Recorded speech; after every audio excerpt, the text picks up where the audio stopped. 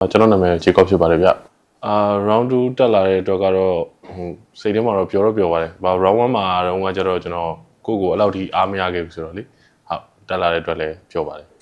ကျွန်တော် round 2မှာရတဲ့ music genre တော့electro house နဲ့ jungle ပေါ့ဗျဟုတ်အပြင်မှာကတော့ကျွန်တော်ဒီ music genre ကိုတော့ဖွင့်ထားတော့မရှိဘူးဗျကျွန်တော်တို့ကတော့နည်းနည်းတော့ကြာသွားတဲ့အတွက်နည်းနည်းတော့ခက်ခဲမှုတော့ရှိတယ်ဗျ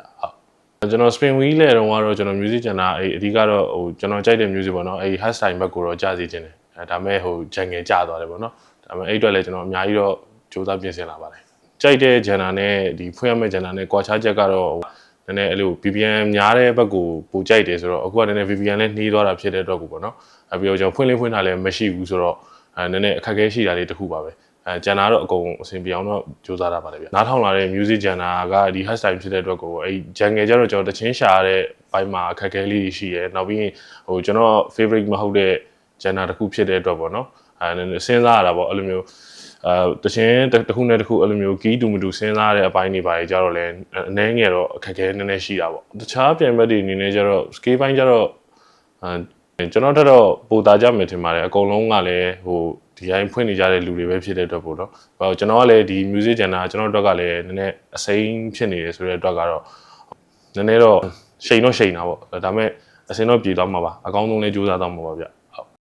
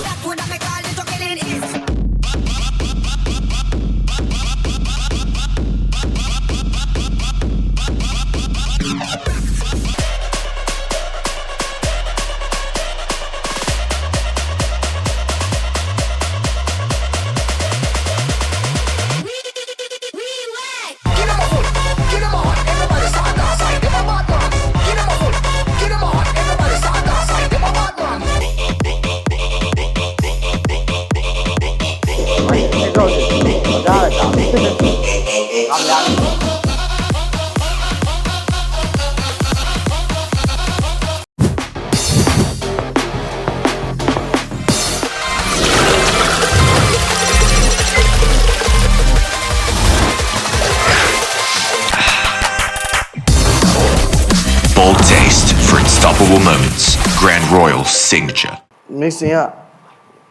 ပထမတစ်ခေါက်တော့တော်တော်ကောင်းတယ် round 1မှာလေ mixing နဲ့ပဲအမှတ်တွေပြီးသွားပါဘောနော်ဘာလို့ channel creation တွေ performance တွေ scale တွေတိတ်မရှိတဲ့အတွက်ရှေ့တစ်ခေါက်တော့ mixing scale အရင်ကောင်းတယ်တချင်းစီတာလေးကောင်းတယ်အဲ့နှစ်ခုပေါ့အမှတ်လေးမူတည်ပြီးပေးသွားပါဘောဒီတစ်ခေါက်ကကျတော့ mixing လေးမှာလိုနေတယ်လောနေနော်လောနေစိတ်လောနေပါဘောနော်စိတ်လောတော့ mixing တွေကမမှန်တော့ဘူး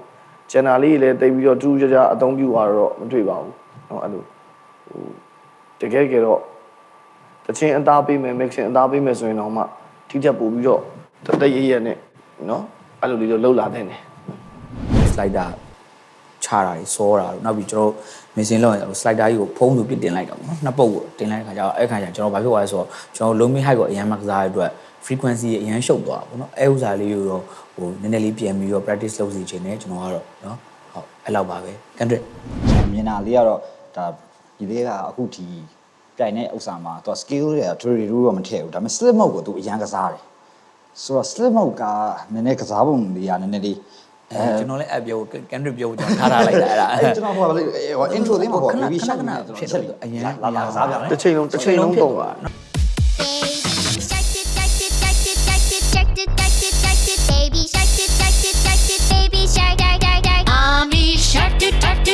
Mommy shark do duck do duck do mommy shark do duck duck duck duck duck